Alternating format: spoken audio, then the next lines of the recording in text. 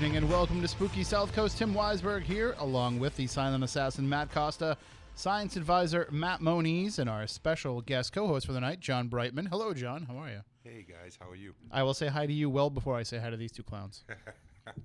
So we are here to talk about the paranormal, as we are each and every Saturday night. We have a fantastic show lined up for you tonight.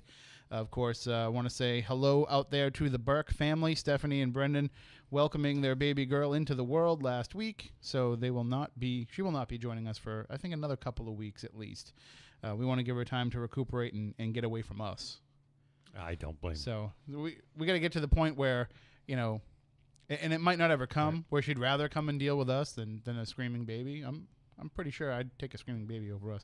Not that our baby's been screaming. Everything is great from what I've heard. Everything's going very well. I don't know how much, you know, the older baby is hanging up, her first child. I don't know. I haven't talked to him, but, you know, lots of love go out to them, and not only from us, I'm sure, but from also the entire audience. And if you are new to the program, welcome, because we have a lot of new people that have been tuning into the show, and I'm seeing it on Twitter right now. A lot of people tuning in for the first time. Thank you for that. You can always watch us on Spooky TV at SpookySouthcoast.com. I say always. That's if it's actually working. And it's working right now, right? As far as I know. We're doing so okay. Far, so good. Yeah. So if you ever, you know, got nothing to do on a Saturday night and you want to listen to the show live, just go to SpookySouthcoast.com, click on the Spooky TV tab.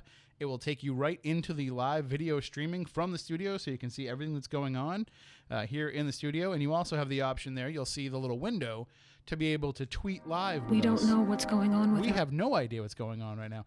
But you can actually join in the conversation by tweeting us using the hashtag SpookyLive.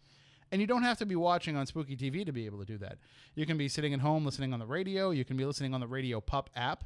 If you're out and about and you want to just plug in your Radio Pup app, plug in your smartphone to your car stereo or what have you, the Radio Pup app is the way to do that. Lots of different ways to hear the show and see the show and experience the show live. But if you can't do that, there's always the podcast and the YouTube videos, which are always available following the airing of the program. We've been doing a pretty good job lately of getting those podcasts up by the time I leave here at night, and usually getting the YouTube videos up as well, provided everything works okay with the streaming broadcast. So, not to toot our own horn, but we're finally doing all the things that we promised people that we were going to do. And we're pretty much up to date on our old archives. Yeah, everything's up there. The Hipcast issue is still a problem, and it does not. I contacted them a couple of weeks ago. It's probably not going to be fixed anytime soon in terms of being able to access everything through iTunes. You can only access the most recent 100 episodes. However, they are still available on our website via the RSS feed. So you can still get, we'll be hitting our 9th anniversary coming up on January 27th or 26th. So it'll be our 9th anniversary. So we'll be entering our 10th year of broadcasting. And so that means there's plenty of free archives for you to listen to. And our guest co-host tonight, John Brightman, he's been on a number of those programs over the years.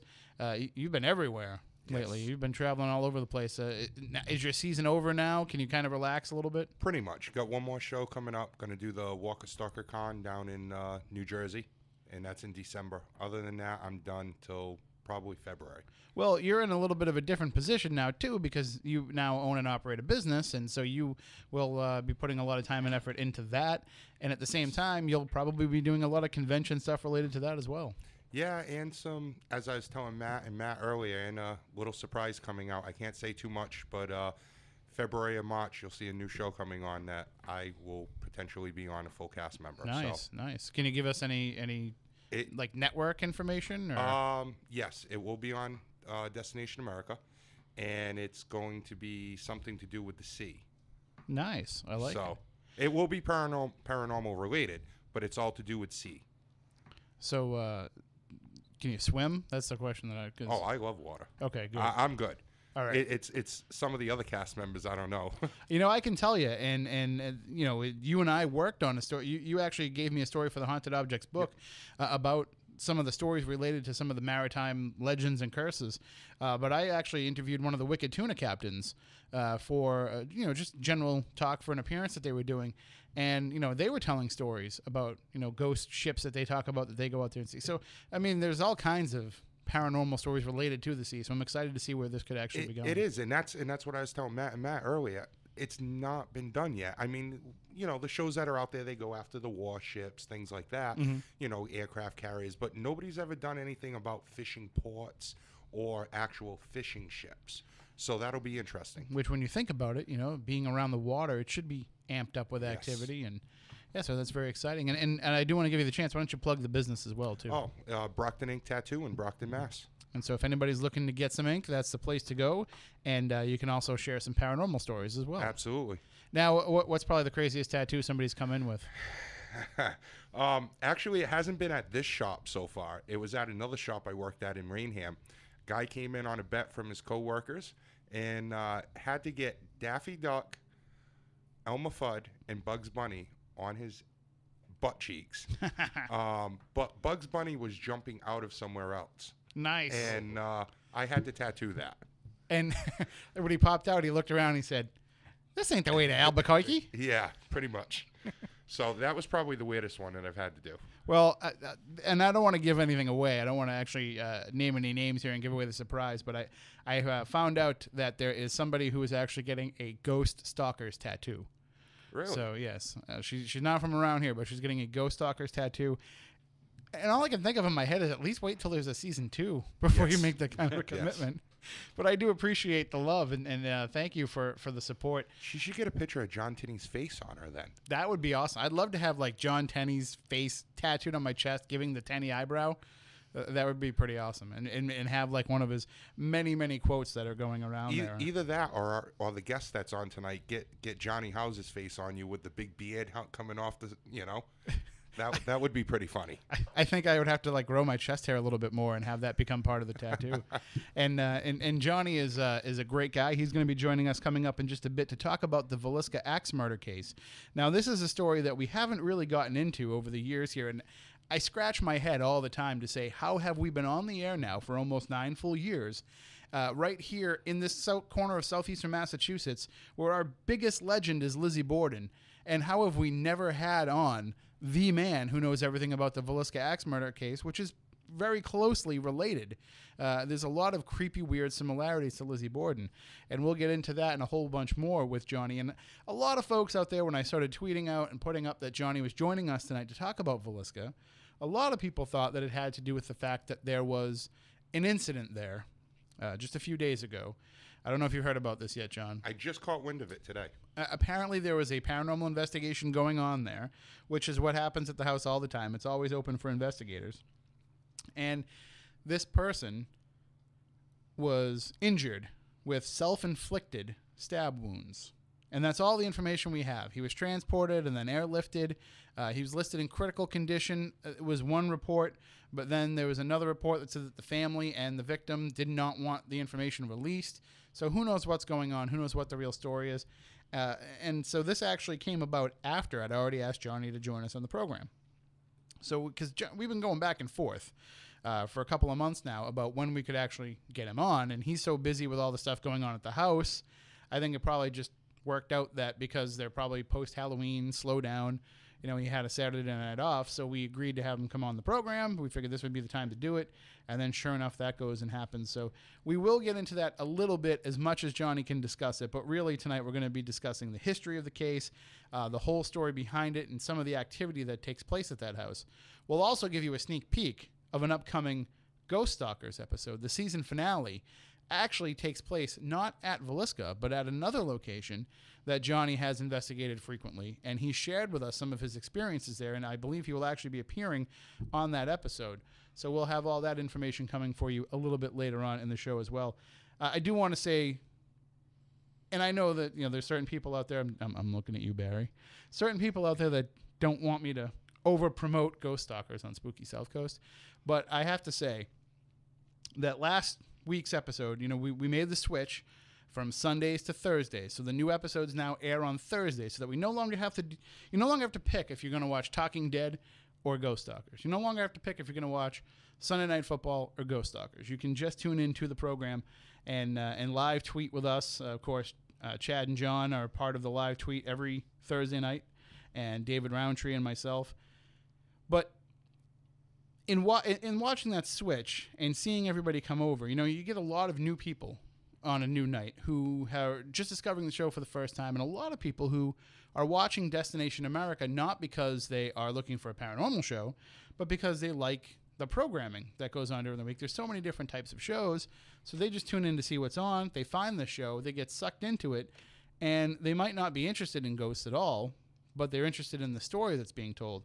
And that's what really impressed me, not to toot the horn of a project that I work on, but it went beyond just a simple investigation. I don't know if any of you guys have the chance. I know, Matt Costa, you haven't had the chance yet, but the Holmesburg prison episode. In researching the locations, I knew it was going to be a good episode. I knew it was going to be, because it had a good history. It had, anytime that you have guards that tell you, I will tell you anything that you want to know about that place, but I'm not stepping foot in there to film. It's funny because I actually looked at the place. I never knew what it was. I would leave Fort Mifflin, Philadelphia area. I drive by it on the highway. I knew it was a prison. Never knew what it was, though. Had one of my guys do some research. Didn't come up with much at first. And I always wanted to check it out. And then it was funny. I saw, you guys advertising that it was going to be on this past week. And it was hard, man. It was hard. And kudos go to Justin Narragon, our story producer, who really did a lot of the digging and making the connections to get in there. But it was a lot of convincing. It was a lot of, assuaging the fears of the prison system, who still own the building, and dealing with some of the former guards. And Dave Adams, the warden, who actually gave the tour on camera, he really had no interest in ever going back there. And it took a lot to get him to go back in there. And you can even see in the episode his uneasiness and his nervousness at being back in there, because he saw some gruesome things. He had somebody die right at his feet, inexplicably. He had friends that he knew and worked with murdered in the very office that he had to then work in for another 7 or 8 years. So it was just amazing that people were that profoundly affected by it that they didn't want to go back. And you can see in the episode what actually happened to Chad and John when they're in there investigating. And it goes to show that, MONIZ, you know this, you've been doing this for a long time. Paranormal investigation isn't always just about what you discover from the other side. Sometimes it's about what you discover about yourself as well. That is wholeheartedly true. I know that you have dealt with a lot of different types of phenomena, different types of activity over the years. A lot of it you have a very cavalier attitude about. You can come at me and tell me, well, I was dealing with this demonic case with a family, and I'm sure that there's probably something a little bit more to it than that. And you seem to be pretty grounded in everything. One of the few times I've seen you actually shaken up by something, I think it was at a prison. Was it at Eastern State, where you actually had something surrounding you? Yes. Oh, sorry. That unnerved me, only for the simple fact that this thing made no bones about what it was doing in front of everybody else. I met a number of different people down there. It's close friends. A mutual friend of ours, Melissa June Daniels, Who is listening tonight? Yeah, hi, Melissa. And this thing literally just kept circling and taunting me. And the group that I was with actually got this on audio and I believe some video of it. It was, I would say, one of the more menacing things I have encountered. I mean, when you've got something that's growling and hissing at and yelling at you as it's circling you, and it made no bones about singling me out, and everybody there knew it was singling me out, and they were all surrounding me and watching it, listening to it going around me in the dark. It was just eerie. And that prison is part of the same prison system with Philadelphia as Holmesburg. Holmesburg was actually built for the overflow from Eastern State. So you're dealing with a lot of the same type of criminals, a lot of the same type of activity. The difference being with Holmesburg, they had the Terror Dome in the middle. And I don't know the layout of Eastern State. I've never been there. But it's like a hub with spokes coming I up. was So gonna it's roughly say, about the same kind of layout. If you look at the overview of both of them, like the aerial shot, they're pretty much identical. Similar, yeah, I think Eastern State has some more extra chambers or tunnel ways, but they're pretty identical. So you've got the same type of layout where you've got all this negativity, all this evil existing in all those wings, all those cell blocks, that's all coming into a focused concentration in the dead center, in the middle. Yeah. And then when you look at Holmesburg, they built what they call the Terror Dome inside the middle, which was intended to protect the guards from riots. But as Dave Adams told me, the problem with that Terror Dome is, yes, if a riot broke out, it protected the guards that were inside of it, but those guards couldn't get out to help the guards that were outside of it. So it was basically signing off the death warrant of all your friends that were outside of that dome, and then you have the survivor's guilt of knowing that you were inside of that and that you were able to make it out while they didn't. And the fact that, you know, the murder of the warden and the assistant warden that happened, that was even more nerve-wracking for them because that almost seemed like all the inmates were in on it. The riot broke out.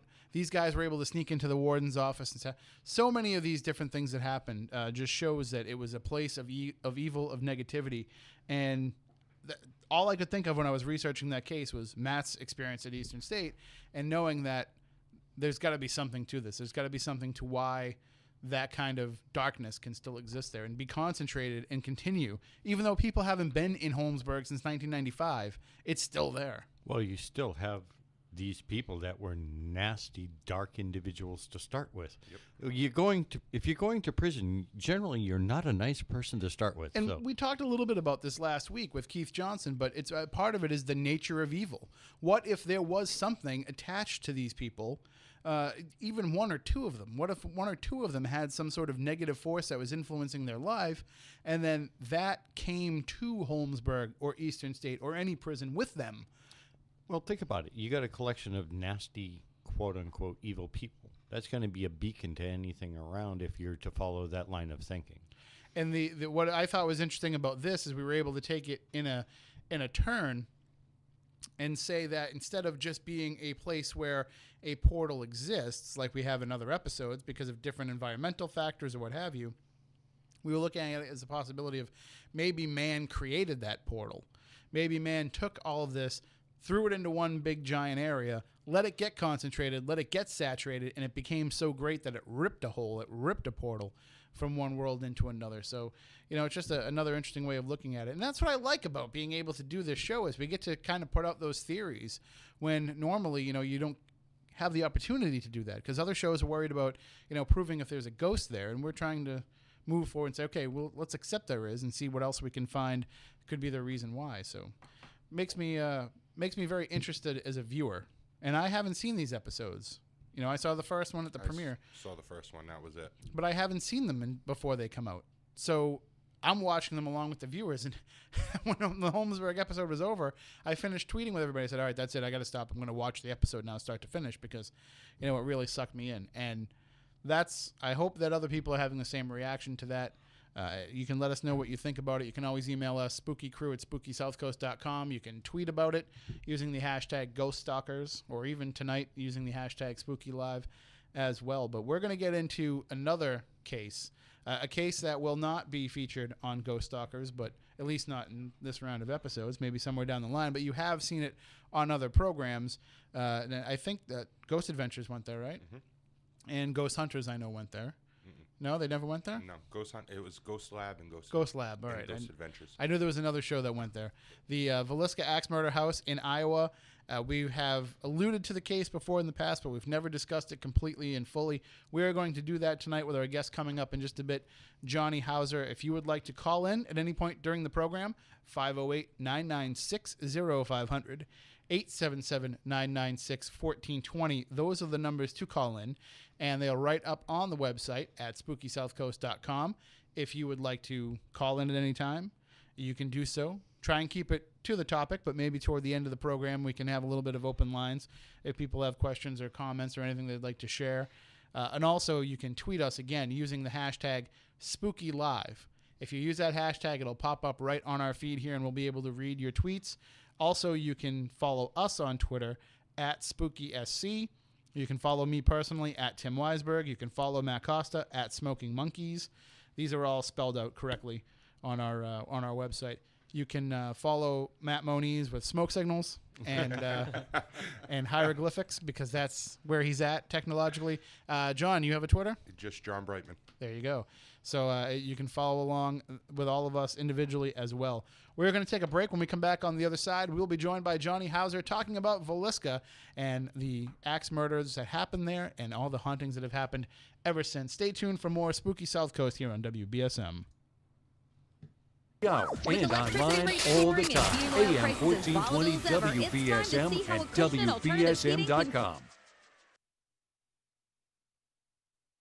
With electricity rates soaring and heating oil prices as volatile as ever, it's time to see how Acushnet Alternative Heating can free you from the grip of the utilities. They have great alternatives that can help you go green and save green. Browse their beautiful showroom to see their high-efficiency coal, gas, and pellet-burning stoves, solar energy systems, as well as fireplaces and inserts. Visit Acushnet Alternative Heating at 127 South Main Street in Acushnet or call 774-202-6666. Get more info on their local expert page at WBSM.com.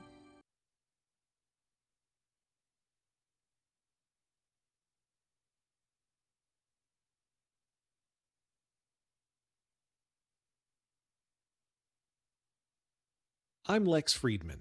I run my own business, so I know from experience, hiring new employees can be tough. Posting your job in one place isn't enough to find quality candidates. If you want to find the perfect hire, you need to post your job on all the top job sites, and now you can. With ZipRecruiter.com, you can post your job to 50-plus job sites, including Craigslist, LinkedIn, and Twitter, all with a single click. Find candidates in any industry nationwide. Just post once and watch your qualified candidates roll in to ZipRecruiter's easy-to-use interface. No juggling emails or calls to your office. Quickly screen candidates, rate them, and hire the right person fast. Find out today why ZipRecruiter has been used by over 200,000 businesses. And right now, our listeners can post jobs on ZipRecruiter for free by going to ZipRecruiter.com/talkradio. That's ZipRecruiter.com/talkradio. One more time, to try it for free, go to ZipRecruiter.com/talkradio. You want to attend college, but think you might not be able to afford it? At ITT Tech, we're doing something to make pursuing a degree more affordable. The new ITT Tech Opportunity Scholarship is now available to eligible students who qualify. Find out more about the Opportunity Scholarship at ITT Tech. Call 800-700-6948.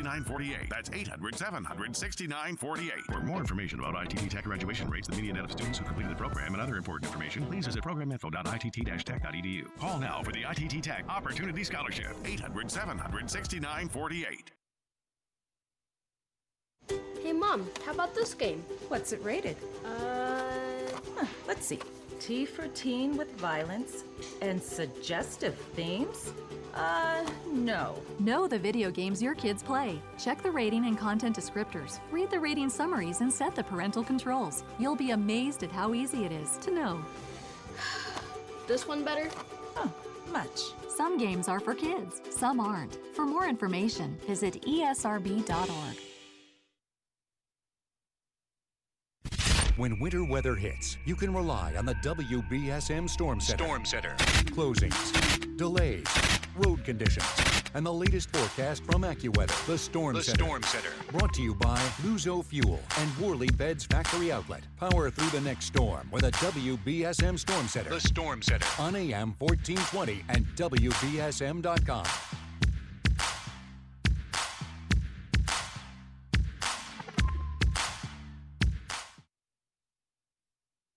I'm Lex Friedman. I run my own business, so I know from experience, hiring new employees can be tough. Posting your job in one place isn't enough to find quality candidates.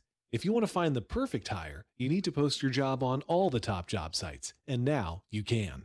With ZipRecruiter.com, you can post your job to 50-plus job sites, including Craigslist, LinkedIn, and Twitter, all with a single click. Find candidates in any industry nationwide. Just post once and watch your qualified candidates roll in to ZipRecruiter's easy-to-use interface.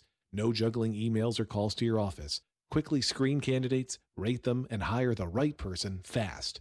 Find out today why ZipRecruiter has been used by over 200,000 businesses. And right now, our listeners can post jobs on ZipRecruiter for free by going to ziprecruiter.com/talkradio. That's ziprecruiter.com/talkradio. One more time, to try it for free, go to ziprecruiter.com/talkradio. You want to attend college, but think you might not be able to afford it? At ITT Tech, we're doing something to make pursuing a degree more affordable. The new ITT Tech Opportunity Scholarship is now available to eligible students who qualify. Find out more about the Opportunity Scholarship at ITT Tech. Call 800-700-6948. That's 800-700-6948. For more information about ITT Tech graduation rates, the median net of students who completed the program, and other important information, please visit programinfo.itt-tech.edu. Call now for the ITT Tech Opportunity Scholarship. 800-700-6948.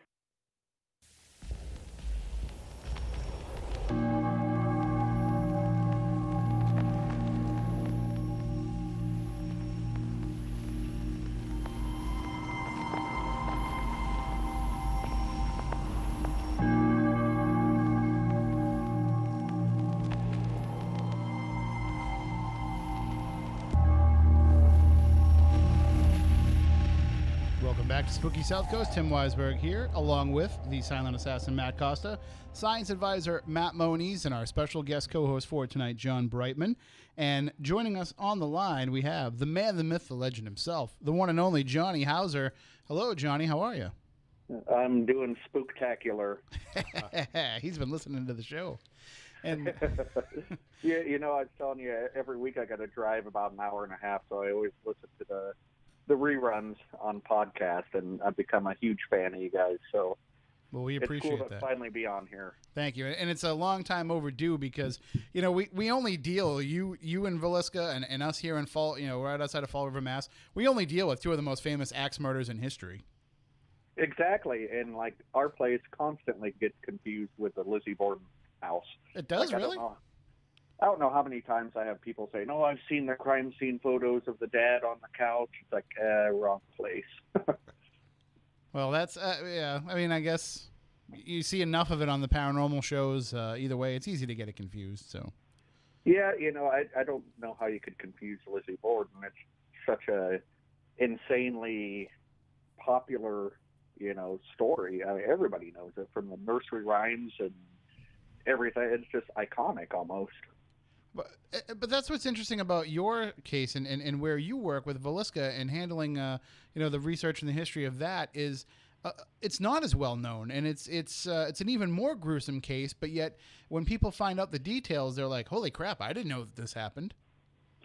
Yeah, you know, it was a pretty well guarded secret for a long time. And I mean, honestly, we're literally out in the middle of nowhere out here.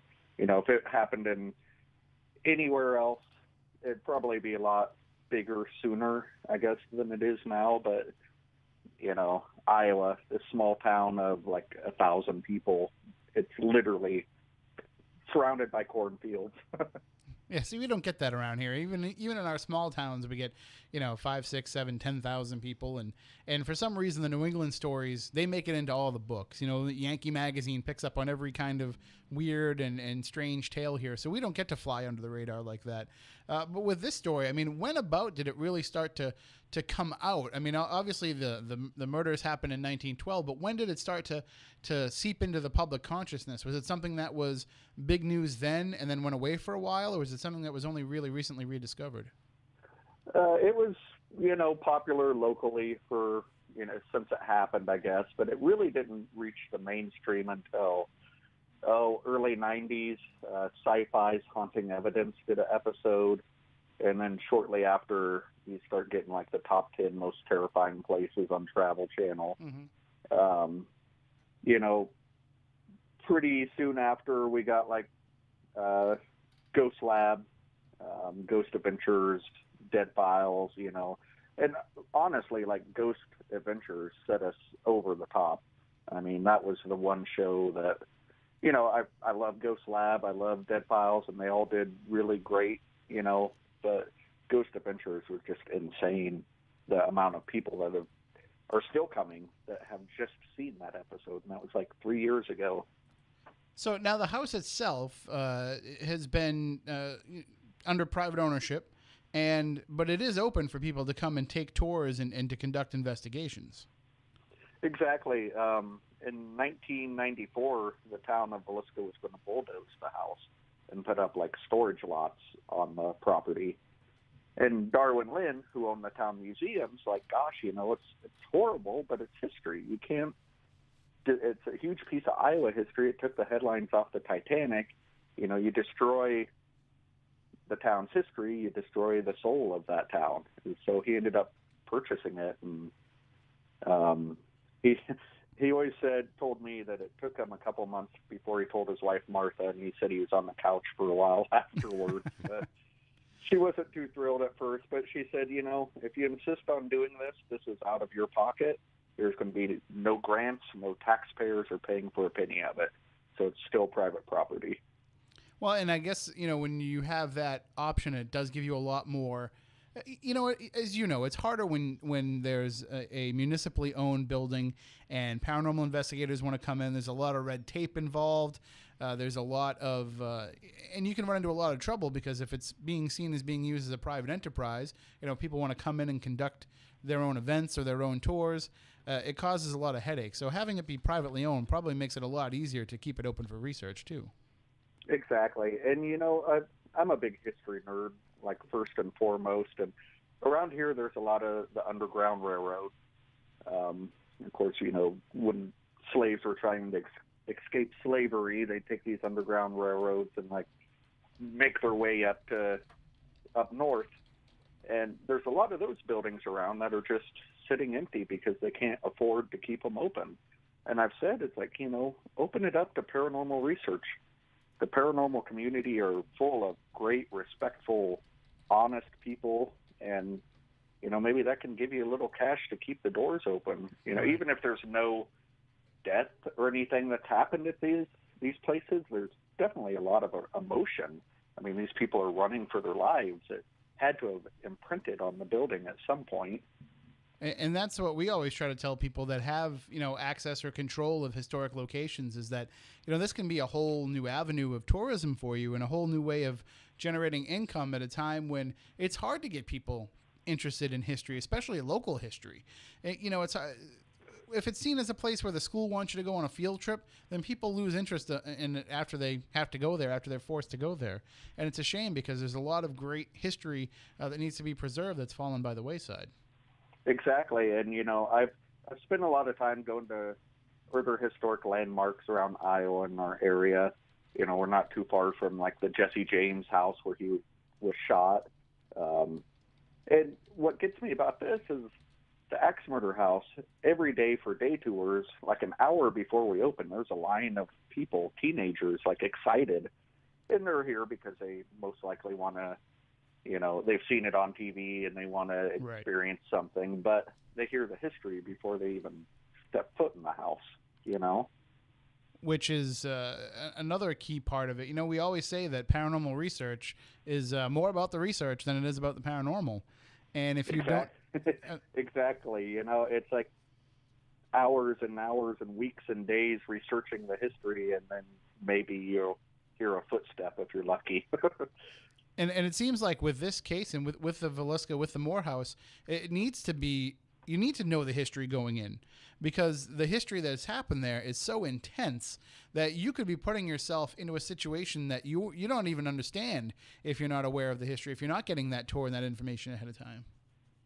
Yeah, and like we were talking before, you know, people get the cases mixed up. There's so much false information on the internet. Imagine that.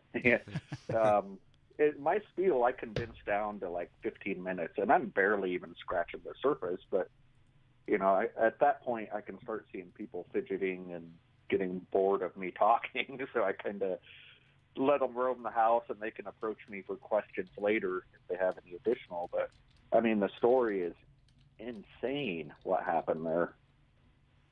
Well, let's get into that because, again, you know, being here in the shadow of the Lizzie Borden case, I think a lot of folks aren't familiar with the details of the Villisca case. And I know the paranormal community in general has heard of it, watching Ghost Adventures, watching Ghost Lab, Dead Files. But for a lot of, you know, just the general listeners, why don't you give us a breakdown of exactly what happened?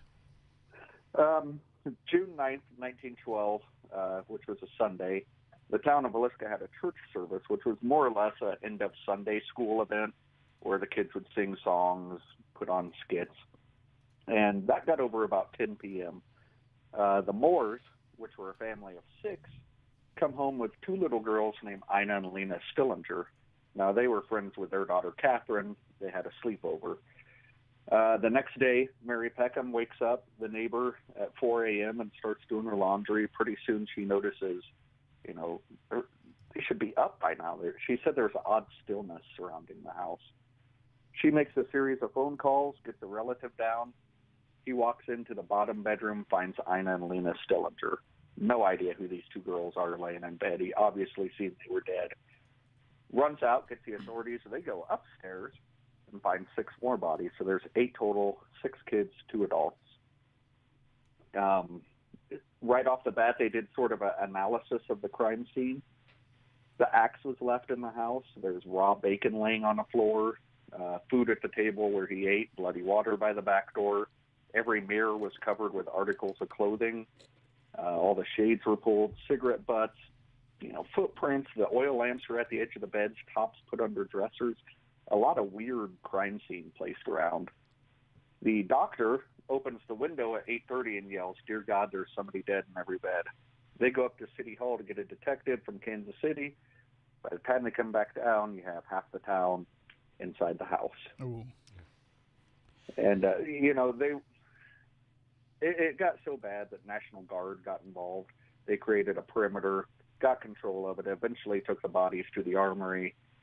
By the time anyone gets there, the bodies are gone. The crime scene's destroyed. There's no crime scene photos. They questioned townspeople for 5 years. Well, I was going to say that when you have even rudimentary forensics that they had back in 1912, certainly would have been put to the test and having that many people in there, because you're already dealing with just very preliminary abilities to be able to use any kind of forensics, and to have all that contamination come through. Was it solely because of the the rubbernecking factor, the looky-loo factor, or was it because maybe they were trying to cover something up themselves? Maybe they wanted to make sure that nobody found out who committed the murders.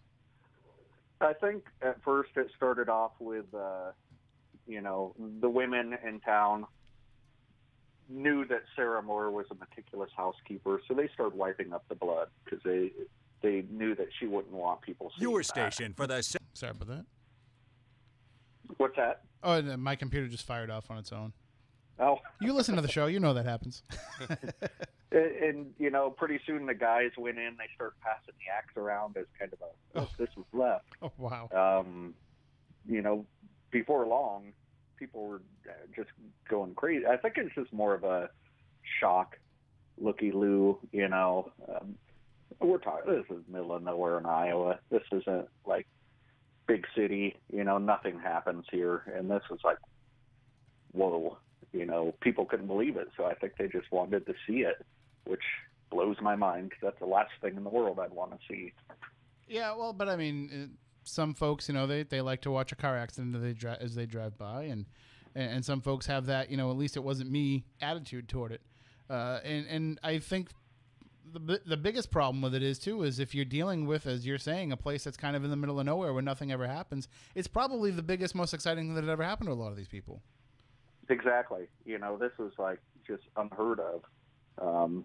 The town constable was a farmer up until a year prior to this, so all he really had to deal with was how so-and-so's chickens are in my yard again, or so-and-so's drunk. Nothing of this magnitude. That's like Kansas City stuff, Right, but just some of the details you were giving us about the way that the crime scene was left. I mean, this wasn't somebody just coming in, committing these murders, and then sneaking out the back door. It sounds like somebody was in there for quite a period of time. Yeah, and in fact, Ina and Lena Stillinger had coverings over their heads, like sheets. When they lifted that, there was no blood stuck to the sheet. So, he waited for the blood to dry. And that personally tells me, that this guy had done this before.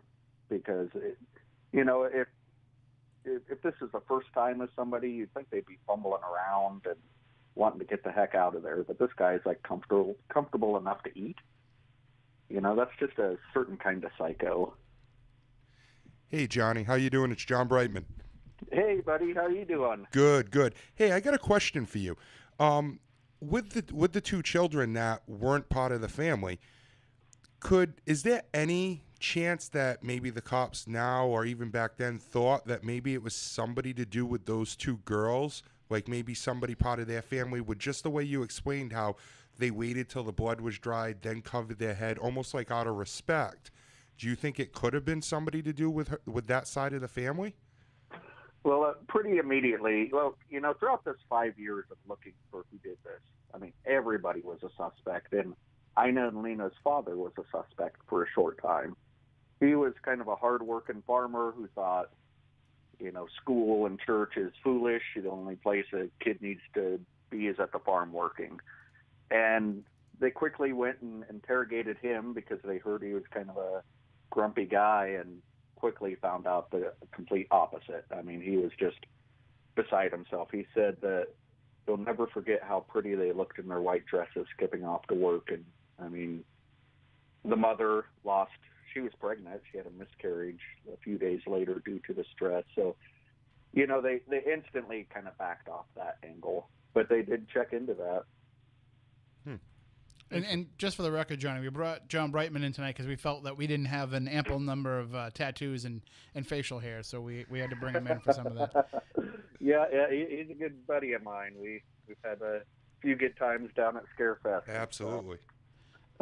So when you say that you believe that this that the murderer had actually done this before, I mean that's a very keen observation, because you're dealing with somebody who, if it was something that happened in a fit of passion, if it was something that happened in a moment of panic, then that person wouldn't have been comfortable to eat. If you or I chopped somebody up with an axe and saw what was left as a result, I don't think we'd have too much of an appetite afterwards. And it shows almost a psychosis involved in this. Exactly. And, like the weapon was J.B. Moore's axe. It was grabbed from the coal shed, which there's an angle. I mean, there's a million angles to the suspects and scenarios. One of them was a hired hit against JB. If you're a hitman, one, you're going to be in and out. Right. Two, you're going to have your own weapon, for crying out loud. Three, they had guns and knives back then. You could have found them in an alley. There was no breaking and entering. Nothing was stolen. There was a gold pocket watch and money left on the dresser. I mean, this guy came in just for one reason. And it sounds like somebody that was probably under some sort of some sort of evil possession, some sort of evil intent. This wasn't done for somebody who wanted to just see what it would be like to kill somebody. This was somebody that wanted to do something gruesome and wanted to really send a message in some way. And that kind of, is a good segue into Reverend Kelly, the only person that was ever tried for this, and he in fact confessed to the whole thing. But Reverend Kelly, 5'2", 120 pounds. He was a self-ordained schizophrenic minister who thought you had to commit the sins in the Bible to get inspiration for sermons. I don't know if he ever even read his Bible, but that makes absolutely zero sense. The newspaper in town printed a story on him saying Reverend Kelly's not a nut, he's a wheelbarrow full of nuts. He's down here saying, I work for the Queen of England, I'm her personal detective, I could solve this. They're like, Kelly, we know who you are, we invited you down. He got booted out of the motel for reenacting the murders on guests sitting in the lobby. Tried printing an ad looking for a secretary to type his sermons without her clothes on. I mean, he's a pedophile, pervert, peeping Tom, you name it. And his confession is really creepy. He said he woke up, heard a voice saying, Rise, Peter, slay and eat. Went for a walk because he wanted to write a sermon called Slay Utterly. Said he ended up across the street, and this is in 1917. He says, I saw a shadow, and I followed the shadow man to the shed. Now, nobody's talking about shadow figures in 1917. Right, yeah. Shadow figures is obviously a relatively new term. At one point, people thought they were aliens. At one point, they were interdimensional beings. Then they become evil. I mean, this is pretty, 1917, they just thought this guy is completely out there. And he said the shadow handed him the axe and said, I am the door. He said he walked in, heard a voice saying, "Let there be light," and he could see in the dark, and there was scripture writing on all the walls. Went up the staircase, thought he was climbing Jacob's ladder to heaven, ended up in the kids' room. A voice said, "Suffer the children unto me." He goes, "I killed everybody." He repeated it to state agents in Omaha. They took him back to the jail. He goes, "Finally, I can rest. This is off my back." And he goes, "I didn't say that. Maybe I said it. Maybe you said it. I have no idea what I do. I'm crazy." Just really went off the deep end. Wow. They tried him for the death of Lena. That was like a media frenzy that went on for weeks, ended with a hung jury. Tried him for the death of Ina, fully acquitted within 3 hours. And it seems like this would be, looking at his history, and again, as you said, not everything on the internet is correct, but looking at some of the supposed Reverend Kelly's history, it says that he had been accused of peeping and that he had asked young women and girls to pose nude for him, and one of the female victims was found without any undergarments on, right? Yep. And, that same thing with the Stillinger girl. Her undergarments were found under the bed. In fact, whoever did it wiped the blade of the axe off with them, which is quite disturbing. So he would make sense to me as a possible murderer. But there were other suspects as well, though, right? Oh yeah, Lizzie Borden's uncle, John Morse, lived 30 miles from here. I didn't know that. Yep. The Borden family used to buy cattle from this area, and John Vinicum Morse lived in Hastings, Iowa.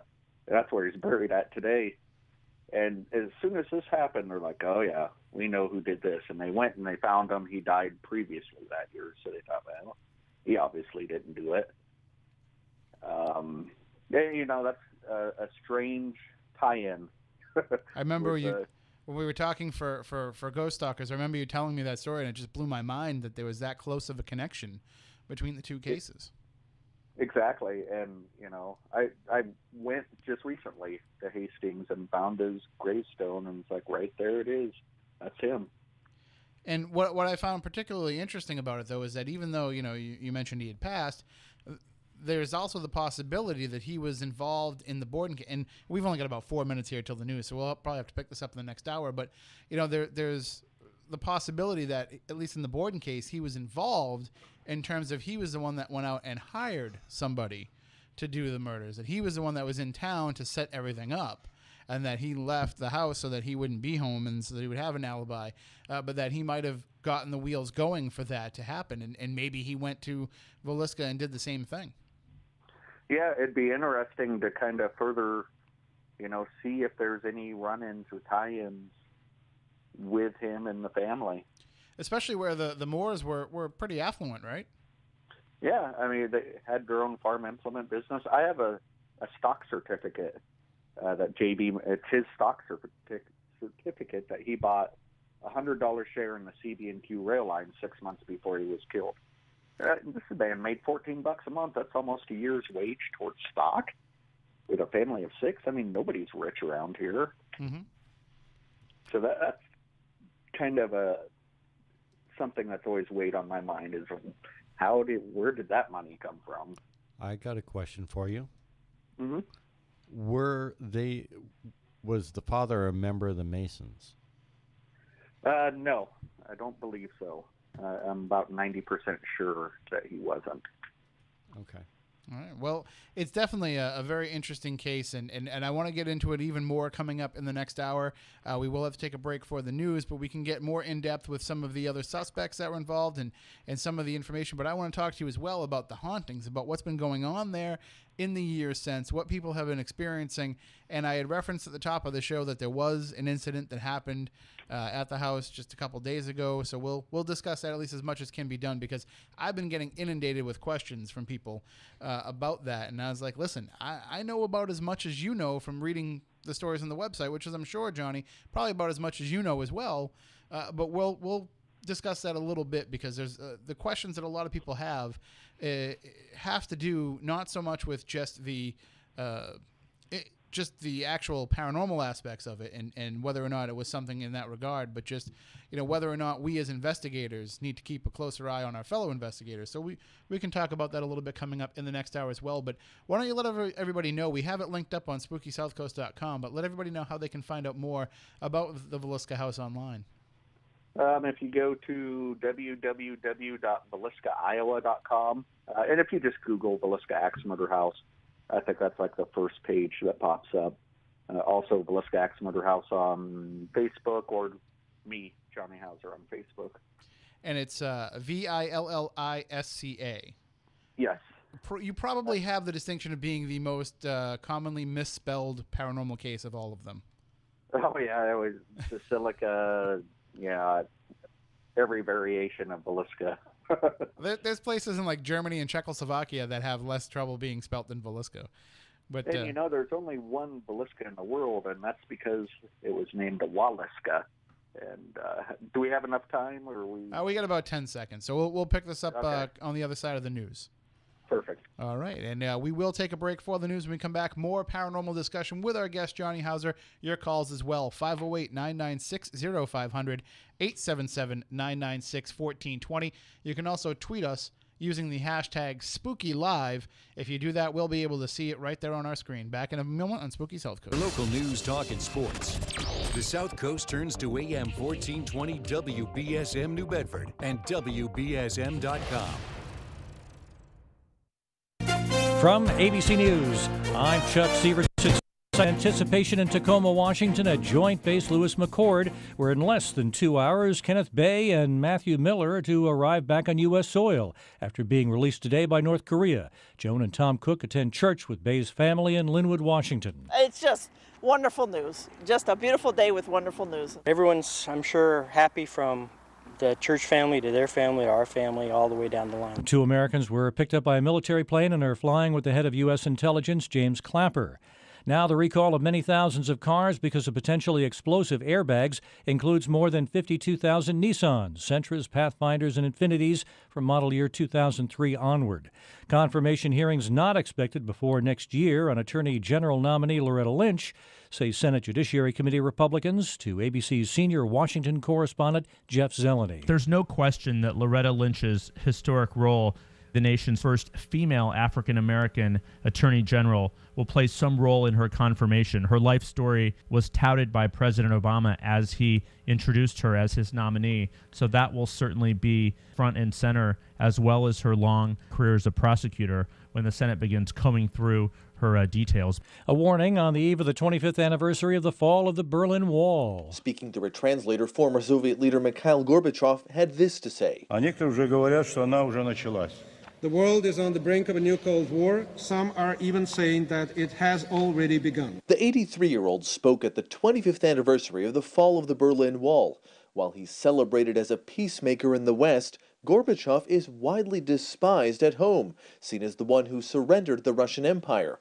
But this week he arrived in Berlin defending Vladimir Putin and calling on Western countries to ease tensions. Kirit Radia, ABC News, Moscow. You're listening to ABC News. We're having a baby, so we gotta find a house. Using Realtor.com put the process in my hands. Realtor.com is the most accurate home search site. Accuracy matters. The Realtor shows me things I wouldn't normally find on my own. We worked with a realtor who knew the area. A realtor made sure that we were the first ones in the door when a new house came onto the market. There's no way I could have gotten through this process without him. Realtor.com and Realtors. Together, we make home happen. Realtors are members of the National Association of Realtors. Hi, I'm Joan London, and if you're worried about your parent or a loved one living alone like I was, and you want reliable senior care information, then call A Place for Mom, the nation's largest senior living referral service. With one phone call, you'll get free information on assisted living, Alzheimer's care, nursing homes, even important financial information. It's a free service, so call now. 800-379-1174. 800-379-1174. Tens of millions of Americans will need to dress for cold and icy wind over the next few days from the northern Rockies across the Midwest into Texas, says ABC News senior meteorologist Rob Marciano. We'll start to see the leading edge of that truly Arctic air get into the northern tier Sunday night and then begin to expand south and east as we go through the week, and it will be with us all week long. Some wind chill temperatures in Texas will feel like they'll be in the teens across North Texas, and near or below zero wind chills across the northern plains. Meth lab busts are down in the Midwest and Plains, say narcotics experts, adding that use of the drug remains high.